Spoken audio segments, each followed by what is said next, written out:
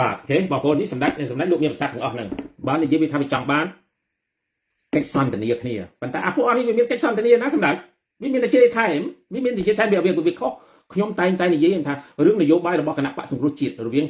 កូនតារបស់លោកគឹមសុខាហើយនិងសំរងស៊ីខុសគ្នាមេឃនឹងដីពួកខាងលោកគឹមសុខាគេអត់ចង់ឲ្យអ្នកដែលគ្រប់គ្រងរបស់គេហ្នឹងប្រើភាសាអសុរោះក្នុងសាធារណៈទេបាទនេះតាមដែលខ្ញុំដឹងព្រោះមានតំណាងរាស្ត្រខ្លះនៅទីក្រុងលូវែលនេះដែរគេអត់ឲ្យប្រើទេសូម្បីតែជួគណៈបកសង្គ្រោះជាតិគ្នាឯងទោះបីពួកហ្នឹងជេរខាងលោកគឹមសុខាក្រោយខាងគេនោះសុខចិត្តបិទមាត់អត់ឆ្លើយតបទេអស់មិនតិចឆ្នាំទេបងប្អូនលើកលែងតែអ្នកលេងក្នុងបណ្ដាញសង្គមមិននយោបាយខាងណាគ្រាន់ចេញមកដើម្បីការពារភាគីម្ខាងជាពិសេសដូចពួកខ្ញុំពួកជេមសុកពូមកហឺនពីដើមហ្នឹងការពារគឹមសុខាបើទៅវាមិនរួចដោយសារការជេរនឹងវាច្រើនពេកពួកខាងសំរងស៊ីបាទក៏ឈប់ការពារទៅបាទអាហ្នឹងខ្ញុំនិយាយត្រង់បាទឥឡូវយើងក៏លេចមើលគ្រាន់តែប្អូនស្រីគឹមមនោវិជ្ជា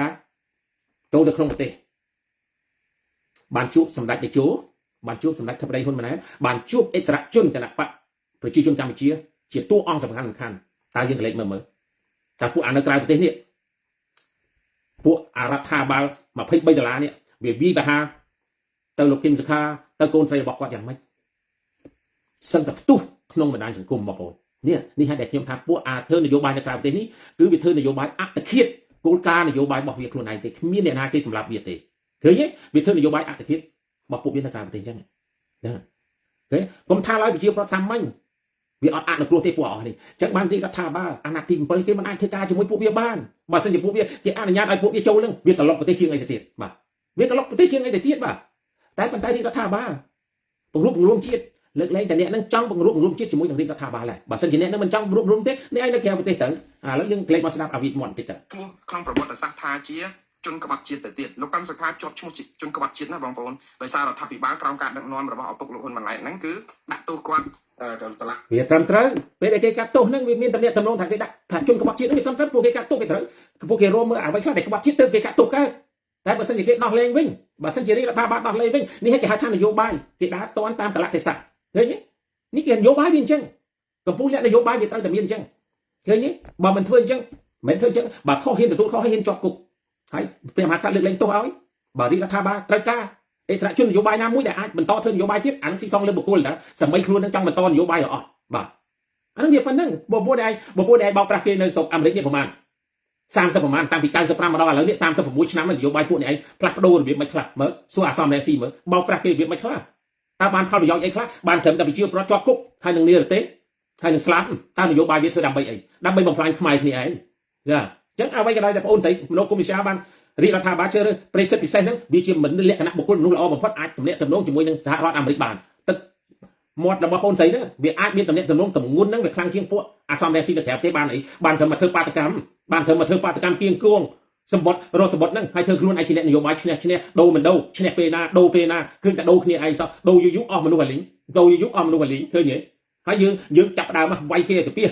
ឲ្យតែប្រជាប្រដ្ឋណាអស់ជំនឿជាមួយពួកអស់លោកឯងធ្វើនយោបាយនៅក្រៅប្រទេសអស់លោកឯងចាប់ដើមវាយគេវាយអត់ឈប់អត់ឈរទេបាទនេះជានយោបាយរបស់លោកឯងគឺថានយោបាយអធិភាពខ្លួនឯងគ្មានអ្នកណាគេធ្វើបាបលោកឯងតែលោកឯងធ្វើនយោបាយបោកប្រាស់ប្រជាប្រដ្ឋនៅពេលដែលប្រជាប្រដ្ឋឲ្យតម្លៃសន្តិភាពគឺលោកឯងប្រាជ័យនឹងស្រុងបាទការក្រមឧបករណ៍នយោបាយរបស់គណៈបកកណ្ដាលអំណាចនេះដាក់ទោសលោកកម្មសខាចោទប្រកាន់ពីបទក្បត់ជាតិហើយ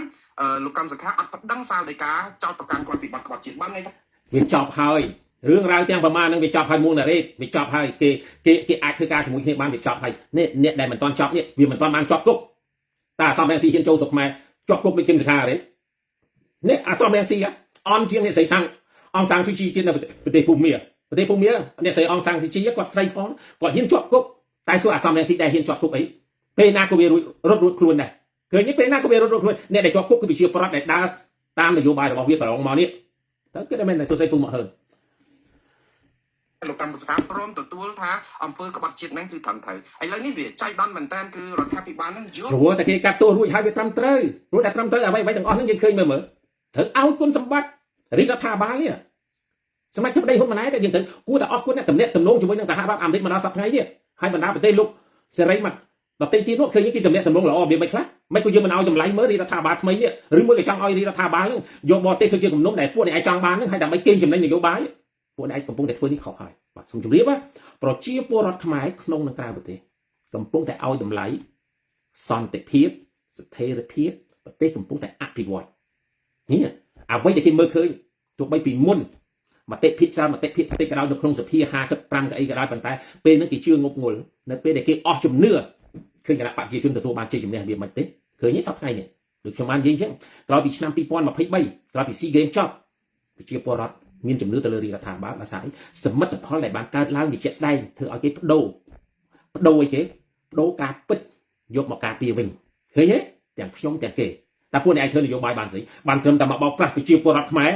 31ឆ្នាំតែពួកគាត់នឹងមាន10ដងប្រមាណទៀតហើយអ្នកចាញ់បោកនៅតែបន្តចាញ់បោកនឹងឃើញសប្តាហ៍ថ្ងៃទេឃើញសប្តាហ៍ថ្ងៃទេមិនដឹងជាស្អីខ្លះមកកើតស្អីខ្លះមុងណារ៉េតអីត្រូវគិតតើប្រជាពលរដ្ឋនឹងគេមានជំនឿដែរបើការរដ្ឋាភិបាលនៅក្រៅប្រទេសដែលគ្មានរដ្ឋធម្មនុញ្ញទទួលស្គាល់នោះគ្មានអំណាចរបស់ប្រជាពលរដ្ឋបោះឆ្នោតឲ្យផងបើកើតតែគ្នាឯងហើយយកមកបោកប្រាស់ប្រជាពលរដ្ឋតទៅទៀតតែខ្លួនឯងជារដ្ឋាភិបាលមួយដែលមានប្រទេសណាដែលគេទទួលស្គាល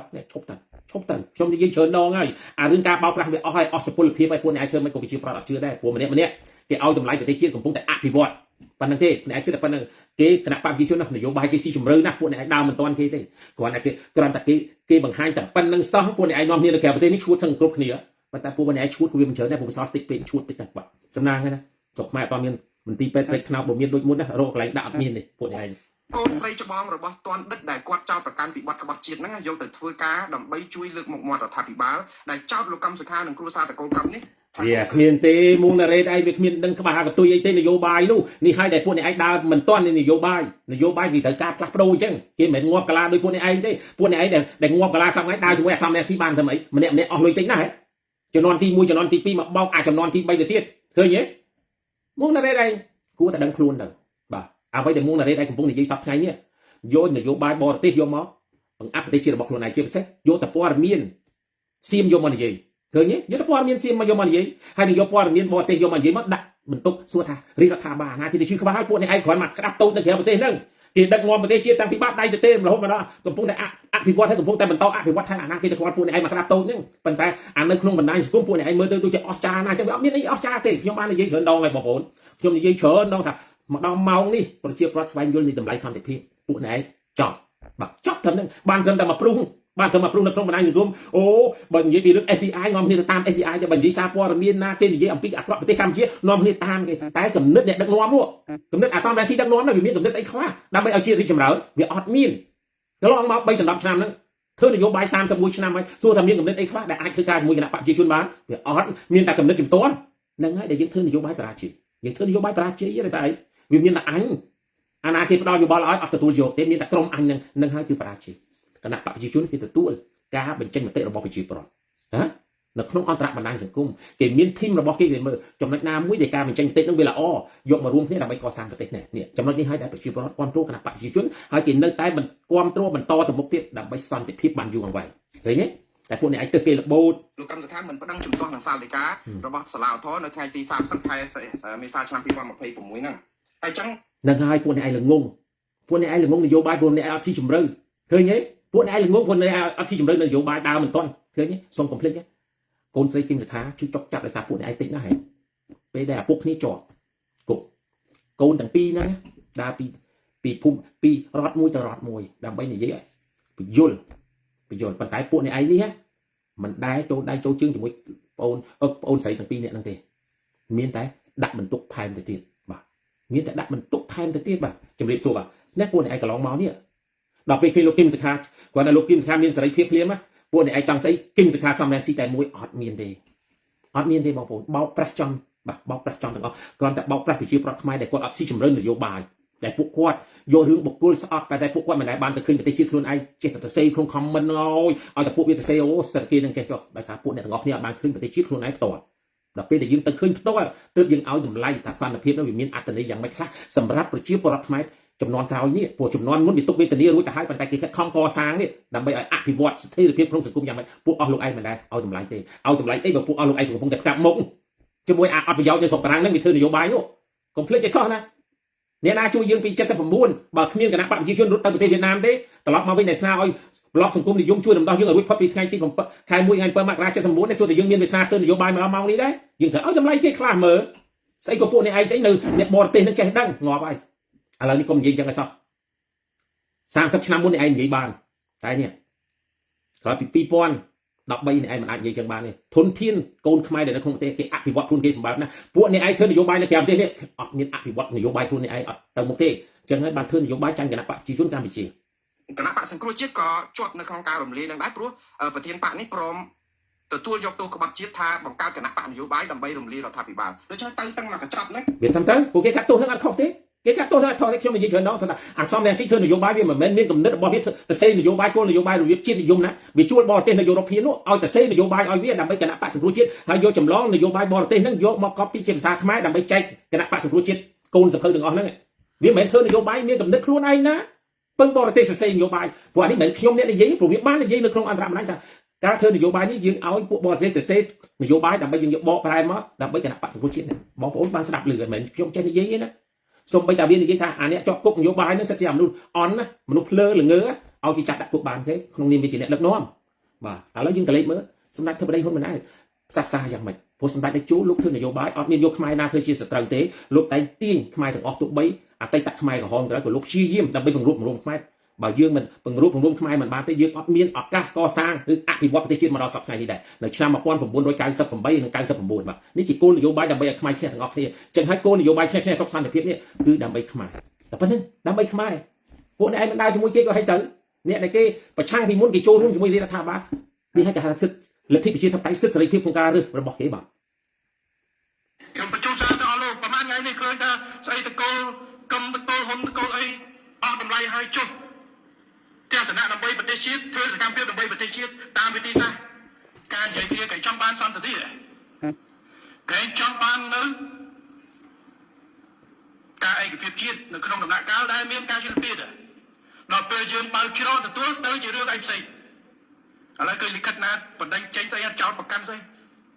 ខ្ញុំថាបើសិនជាមានឆន្ទៈពិតប្រាកដខ្ញុំប្រាប់គាត់ថាឲ្យមានឆន្ទៈពិតប្រាកដនិយមន័យឲ្យទូលំទូលាយគ្រប់គ្នាទៅវិញទៅមកកុំមកជេរខ្ញុំថាអត់បើកច្រកតែតែឯងជេរខ្ញុំរាល់ថ្ងៃហើយថាមិនព្រមទទួលស្អីបើគាត់ឃើញបងប្អូននេះហើយនយោបាយពួកសំរងស៊ីជាពិសេសក្រុមលោកសំរងស៊ីគាត់យកពួកអាអ្នកលេងក្នុងបណ្ដាញសង្គមហ្នឹងដែលគ្នាអត់ចេះអីដែលខ្ញុំមើលវាអសមត្ថភាពហើយក្រុមអង្គការវេរបស់អាសំរងស៊ីអត់មានតលិសោះអត់មានតលិសោះបងប្អូនក្នុងរយៈពេល13ឆ្នាំនេះអត់មានតលិសោះបើសិនជាអាសំរងស៊ីនឹងវាចេះធ្វើនយោបាយឬអាអេងឆៃអៀងនឹងវាចេះធ្វើនយោបាយវាត្រូវបង្កើតក្រុមវិន័យរបស់អ្នកនយោបាយនៅតាមប្រទេសអត់ទេបណ្ដោយឲ្យវិជាប្រដ្ឋខ្មែរប្រើភាសាអសរុជះអង្គថោតាំងកថោទៅគណៈបកប្រជាជនបាទសូមជម្រាបអំពីភាសាអសរុគណៈបកប្រជាជនខ្ញុំអ្នកលេងក្នុងបណ្ដាញសង្គមខ្ញុំអ្នកលេងក្នុងបណ្ដាញសង្គមគណៈបកប្រជាជនគេមិនដែលជេរពួកប្រឆាំងមិនដែលមើលងាយពលរដ្ឋខ្មែរទេតែក្រោយមកដោយសារអ្នកគ្រប់គ្រងលោកសំរងស៊ីហ្នឹងវាជ្រុលនិយមពេកមើលងាយខ្មែរក្នុងប្រទេសចឹងបានអ្នកលេងក្នុងបណ្ដាញសង្គមរបស់គណៈបកប្រជាជនមិនមែនជាសមាជិកសមាជិការបស់គណៈបកប្រជាជនអ្នកដែលគេស្រឡាញ់សន្តិភាព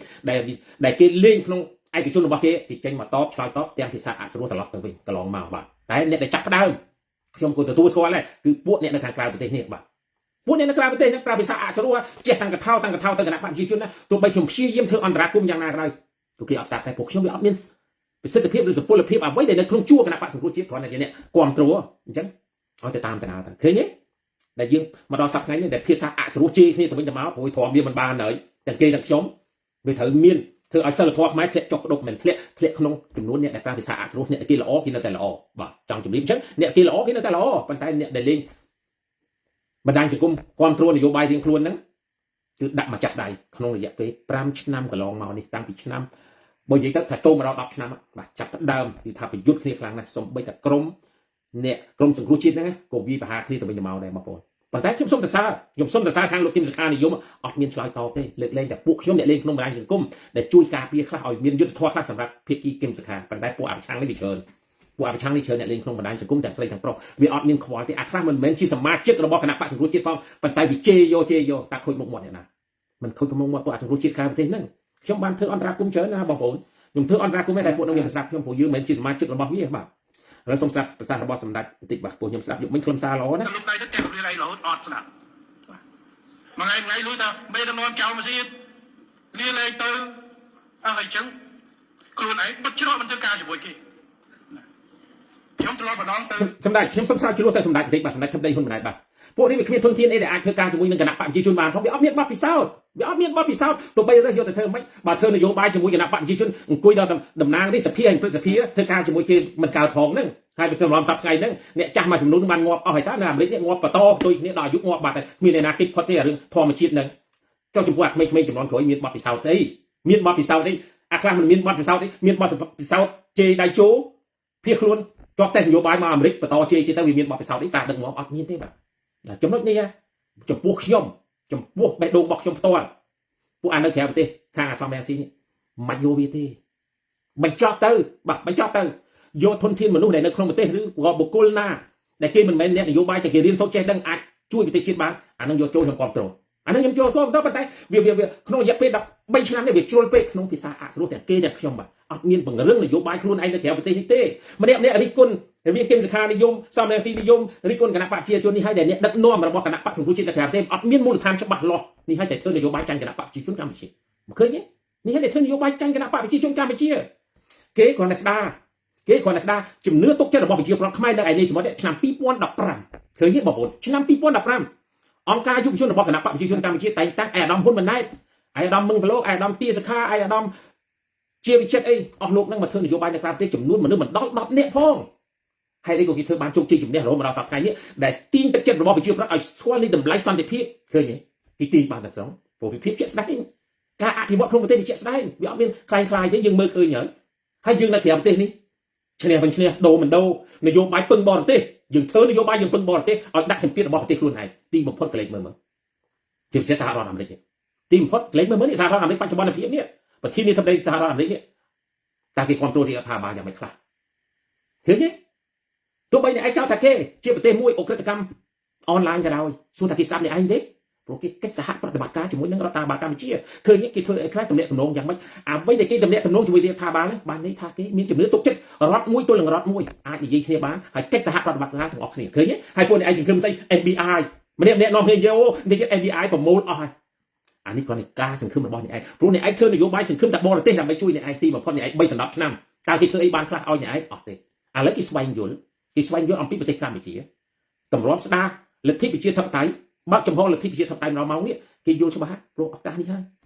យនេះបងប្អូនឱកាសនេះដែលបងប្អូនគួរតែភ្ញាក់រលឹកពិភពលោកគេងាកមកប្រទេសកម្ពុជាគេអត់មានងាកទៅពួកអាក្រមរដ្ឋាភិបាលបោកអាណានៅក្រៅប្រទេសវាខុសនឹងច្បាប់រដ្ឋធម្មនុញ្ញបង្កើតសភាក្រៅប្រទេសក៏វាខុសនឹងច្បាប់រដ្ឋធម្មនុញ្ញដែរអាណាគេទទួលស្គាល់បើយើងរើតែគ្នាឯងខំឃោសនាវាអត់មានតម្លៃវាអត់មានសុពលភាពអីដែលអបវិជាប្រដ្ឋនៅក្រៅប្រទេសគេមានជំនឿទុកចិត្តពលរដ្ឋរដ្ឋាភិបាលក្នុងប្រទេសគេអត់មានត្រូវការនិយាយជាមួយឯងទេវាខុសនឹងច្បាប់រដ្ឋធម្មនុញ្ញឃើញទេអ្នកបងប្អូននៅពេលដែលសង្គ្រាមកើតឡើងឆ្នាំ2025ខែ5តែថ្ងៃទី24កក្កដាដែលសង្គ្រាមកើតឡើងចុងទី1ខ្ញុំព្យាយាមឲ្យអ្នកគ្រប់គ្រងលោកសំរងស៊ីនៅខាងក្រៅប្រទេសនេះ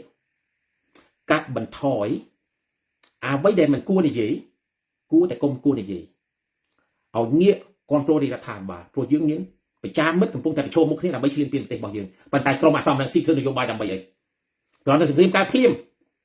វិវាទបហារដ្ឋាភិបាលយ៉ាងម៉េចខ្លះអ្នកដែលនៅខាងក្រៅប្រទេសនេះមើងងាយវិរៈកងទ័ពយើងយ៉ាងម៉េចខ្លះបងប្អូនឃើញហើយ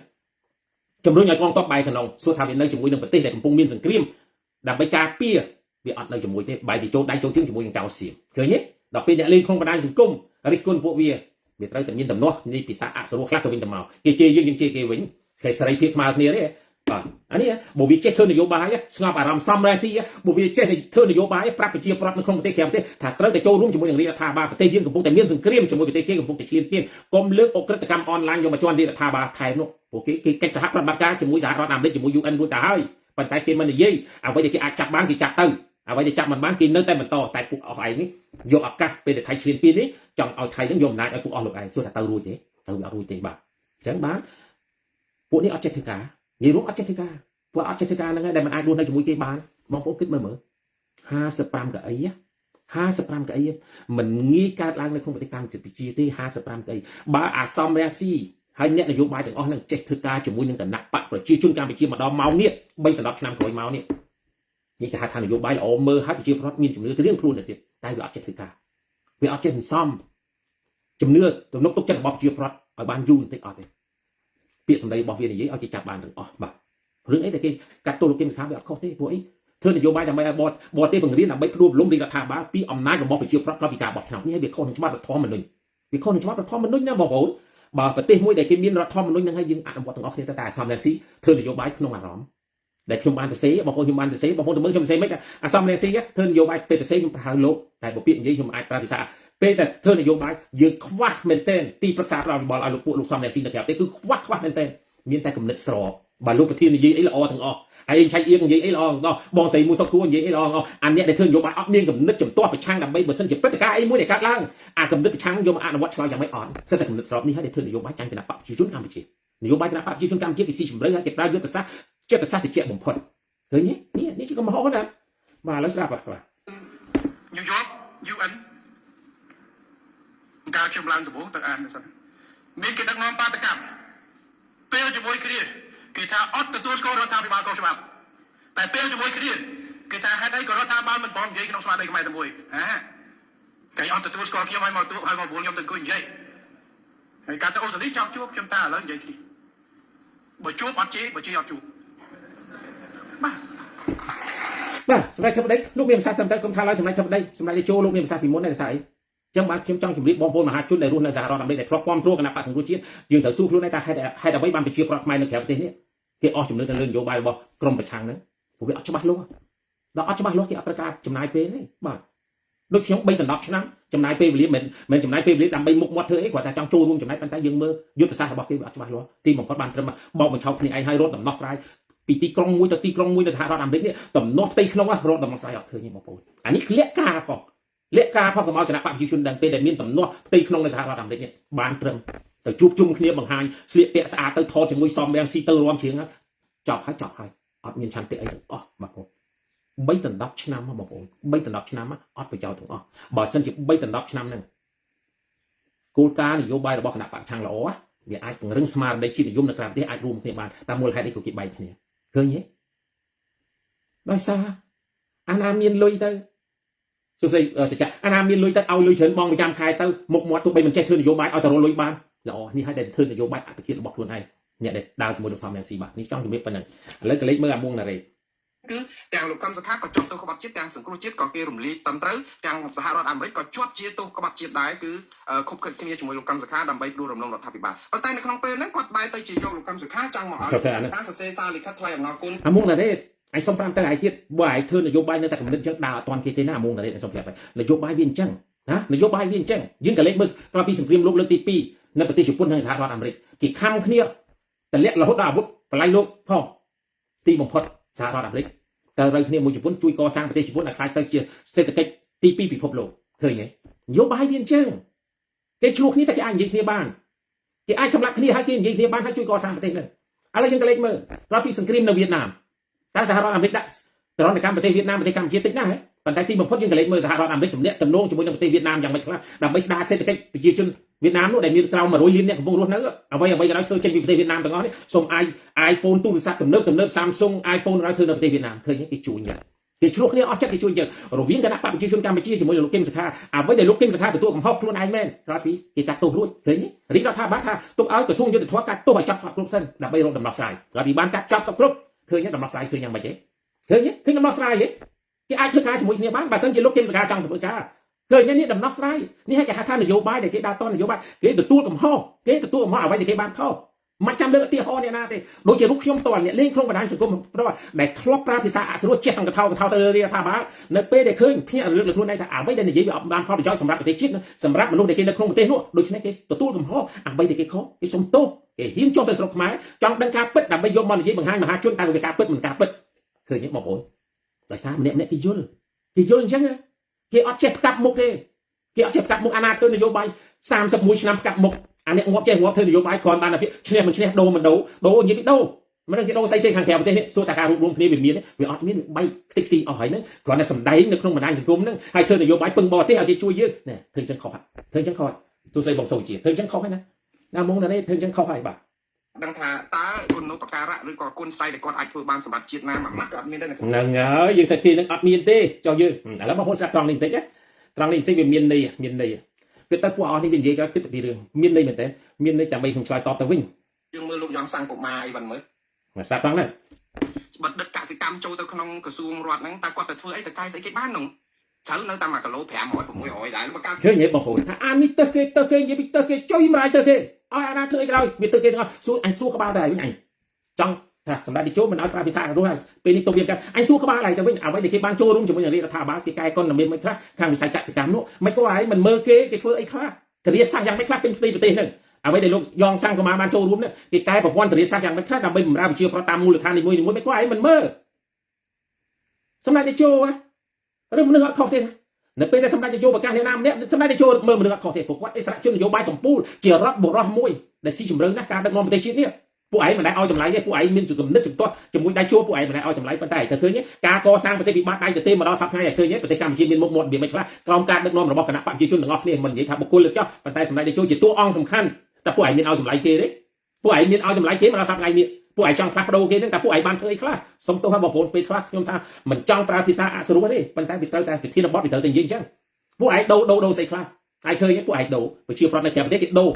គេដូរខ្លួនគេងាកទៅគ្រប់គ្រងគណៈបកប្រជាជនទោះបីគេមិនមែនជានយោបាយតែគេគិតអំពីផលប្រយោជន៍រួមតែពួកឯងមានបានគិតអំពីផលប្រយោជន៍រួមគេដឹកនាំប្រទេសជាតិហេដ្ឋារចនាសម្ព័ន្ធគេដូររបៀបមិនខ្លះឯងឃើញពួកឯងមិនដែលឲ្យតម្លៃគេទេតែពួកឯងបានធ្វើអីខ្លះនៅក្រៅប្រទេសហ្នឹងកន្លងមកនេះបានត្រឹមតែដូរឈ្នះបានតែប៉ុណ្្នឹងហើយនឹងបោកប្រាស់ប្រជាប្រដ្ឋខ្មែរនៅឯនេះសមុទ្រហ្នឹងដើម្បីធ្វើនយោបាយបោកប្រាស់ដោយសារស្រោមសមុទ្រឬក៏ពឹងបរទេសជួយហ្វាន់ខ្លះទៅដើម្បីដំណើរការលទ្ធិប្រជាធិបតេយ្យនៅក្រៅប្រទេសហ្នឹងទោះបីសង្គមស៊ីវិលជួយជាសិទ្ធិរបស់